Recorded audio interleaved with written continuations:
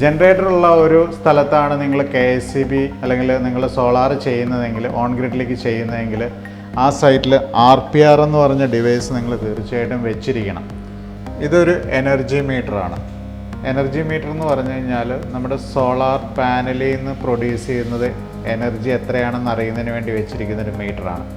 നമ്മൾ solar plant install ചെയ്യുമ്പോൾ ഈ ഒരു മീറ്ററും കൂടെ നമുക്ക് എക്സ്ട്രാ ആയിട്ട് വരും. ഈ മീറ്ററിൽ നമുക്ക് നോക്കിക്കഴിഞ്ഞാൽ നമ്മുടെ ഈ പ്ലാന്റിൽ എത്ര സോളാർ എനർജി പ്രൊഡ്യൂസ് ചെയ്തു എന്നുള്ളത് നമുക്കിവിടെ അറിയാൻ പറ്റും.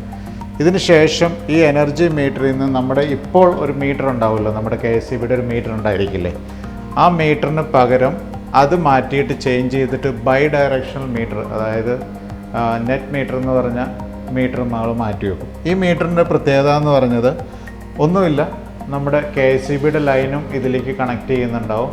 അതേപോലെ തന്നെ സോളാറിൽ നിന്ന് വരുന്ന ഔട്ട്പുട്ടും ഇതിലേക്ക് കണക്ട് ചെയ്യുന്നുണ്ടാവും. ഈ മീറ്ററിലാണ് നമുക്ക് അറിയുന്നത് എത്ര യൂണിറ്റ് നമ്മൾ എക്സ്പോർട്ട് ചെയ്തു അല്ലെങ്കിൽ എത്ര യൂണിറ്റ് നമ്മൾ ഇമ്പോർട്ട് ചെയ്തു എന്നൊക്കെ നമ്മൾ അറിയുന്നത്. എക്സ്പോർട്ട് ഇമ്പോർട്ട് എന്ന് പറയുമ്പോൾ നിങ്ങൾക്കൊരു പക്ഷേ ഒരു സംശയം തോന്നിയിട്ടുണ്ടാവും, എന്താണ് എക്സ്പോർട്ട് ഇമ്പോർട്ട് എന്ന് പറയുന്നത്. നമ്മൾ KSEB നമ്മുടെ വീട്ടിൽ അല്ലെങ്കിൽ നമ്മുടെ ബിൽഡിങ്ങിൽ നമ്മൾ പകൽ സമയത്ത് ചിലപ്പോൾ നമ്മുടെ സോളാറിൽ നിന്നുള്ള പ്രൊഡക്ഷൻസ് കൂടുതലുണ്ടാവും.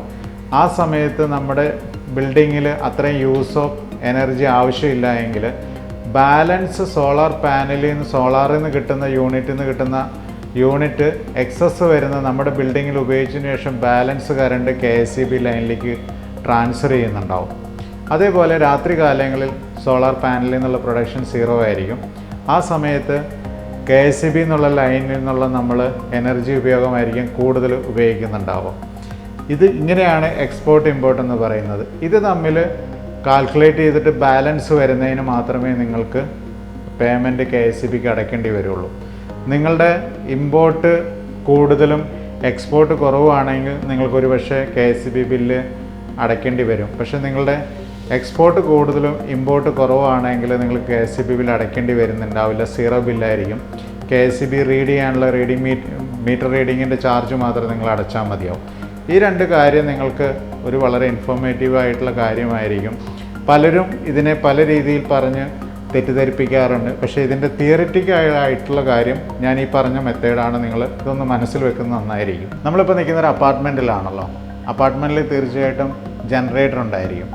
ജനറേറ്ററുള്ള ഒരു സ്ഥലത്താണ് നിങ്ങൾ KSEB അല്ലെങ്കിൽ നിങ്ങൾ സോളാർ ചെയ്യുന്നതെങ്കിൽ, ഓൺ ഗ്രിഡിലേക്ക് ചെയ്യുന്നതെങ്കിൽ ആ സൈറ്റിൽ RPR എന്ന് പറഞ്ഞ ഡിവൈസ് നിങ്ങൾ തീർച്ചയായിട്ടും വെച്ചിരിക്കണം.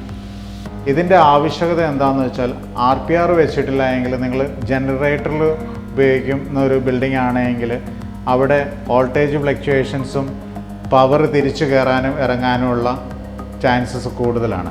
അങ്ങനെ വന്നു കഴിയുമ്പോൾ ജനറേറ്ററിന് എന്തെങ്കിലും കംപ്ലൈൻറ്റ് വരാം, അല്ലെങ്കിൽ നിങ്ങളുടെ ജനറേറ്റർ ഓൺ ആകുമ്പോൾ നിങ്ങളുടെ ബാക്കിയുള്ള ലോഡിന് എന്തെങ്കിലും പ്രോബ്ലംസ് വരാനുള്ള ചാൻസ് കൂടുതലാണ്. അങ്ങനെ വരുന്ന പവറിനെ കൺട്രോൾ ചെയ്യാനും റിവേഴ്സായിട്ട് പവർ കയറി പോവാതിരിക്കാനും കൺട്രോൾ ചെയ്യുന്ന ഡിവൈസാണ് RPR എന്ന് പറയുന്നത്. ഇത് വളരെ നല്ലൊരു ഡിവൈസാണ്. നിങ്ങളുടെ സൈറ്റുകളിൽ ജനറേറ്റർ ഉണ്ടെങ്കിൽ നിങ്ങൾ തീർച്ചയായിട്ടും ഈ RPR വെച്ച് തന്നെ ചെയ്യാൻ പറയണം. RPR വെച്ചില്ല എങ്കിൽ നിങ്ങൾക്ക് ജനറേറ്ററിന് ലോഡ് കറണ്ട് കയറിപ്പോകാനുള്ള ചാൻസ് കൂടുതലാണ്. അതേപോലെ തിരിച്ച് അവിടെ നിന്ന് ഇങ്ങോട്ട് കയറാനുള്ള ചാൻസും കൂടുതലാണ്. ഇതിനെ കൺട്രോൾ ചെയ്യുക, ഏത് കറണ്ടാണോ, കാരണം ഇവിടെ 3 ലൈൻ വരുന്നുണ്ട്. ഒന്ന് KSEBയുടെ ലൈൻ വരുന്നുണ്ട്, ഒന്ന് സോളാറിൽ നിന്നുള്ള ലൈൻ വരുന്നുണ്ട്, ഒന്ന് ജനറേറ്ററിൽ നിന്നുള്ള ലൈൻ വരുന്നുണ്ട്. അപ്പോൾ ഏത് ലൈനിൽ നിന്ന് വേണമെങ്കിലും ലൈൻ പവർ അങ്ങോട്ടും ഇങ്ങോട്ടും കയറാനുള്ള ചാൻസസ് ഉണ്ട്. ഈ ഒരു ഡിവൈസ് നിങ്ങൾ വെക്കുകയാണെങ്കിൽ അതിനെ കൺട്രോൾ ചെയ്യാൻ തീർച്ചയായിട്ടും ചെയ്യുന്നതായിരിക്കും.